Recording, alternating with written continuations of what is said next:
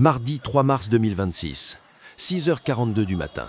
Le silence de l'aube est pulvérisé simultanément à 1500 km de distance. À Téhéran, le complexe gouvernemental est de nouveau la cible de missiles de croisière. Au même instant, Beyrouth tremble sous un déluge de feu, sans précédent. Ce n'est plus une opération ciblée, c'est une guerre régionale totale. Tsahal vient de confirmer l'impensable. Ses troupes au sol ont franchi la frontière.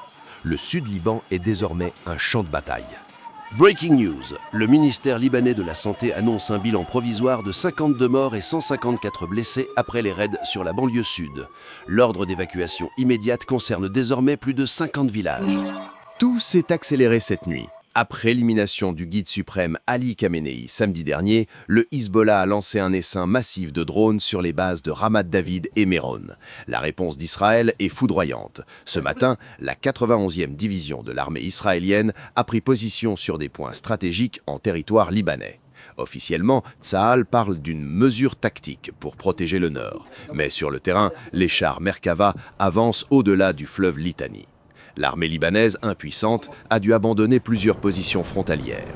Pendant que les blindés progressent au Liban, le ciel iranien est zébré par les interceptions. Les gardiens de la révolution tentent de protéger ce qu'il reste du commandement central. Mais les frappes israélo-américaines sont chirurgicales.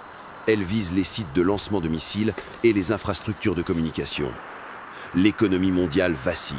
Le géant gazier Chevron a suspendu l'exploitation du champ Léviathan. Le prix du baril explose, alors que les bourses mondiales plongent dans le rouge. Alerte! L'ambassade des États-Unis à Riyad, en Arabie Saoudite, a été touchée par une attaque de drone. Donald Trump promet une riposte imminente. Le personnel diplomatique américain évacue d'urgence la Jordanie et Bahreïn. Le contraste est saisissant. À Tel Aviv, les sirènes ne s'arrêtent plus, envoyant des milliers de civils dans les abris, tandis que le Premier ministre israélien assure que ce ne sera pas une guerre sans fin. À l'opposé, à Bagdad et Téhéran, des foules en colère réclament la vengeance, brûlant des drapeaux sous les colonnes de fumée. Plus de 28 000 civils libanais sont déjà sur les routes, fuyant vers le nord dans un chaos total.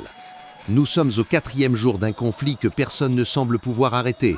Donald Trump parle d'une campagne de 4 à 5 semaines. Mais avec des troupes au sol au Liban et une direction iranienne décapitée, le Moyen-Orient que nous connaissions a cessé d'exister. La question n'est plus de savoir si la guerre va s'étendre, mais jusqu'où elle ira. Et vous, pensez-vous que l'escalade terrestre au Liban marquera la fin du Hezbollah ou le début d'un enlisement régional ?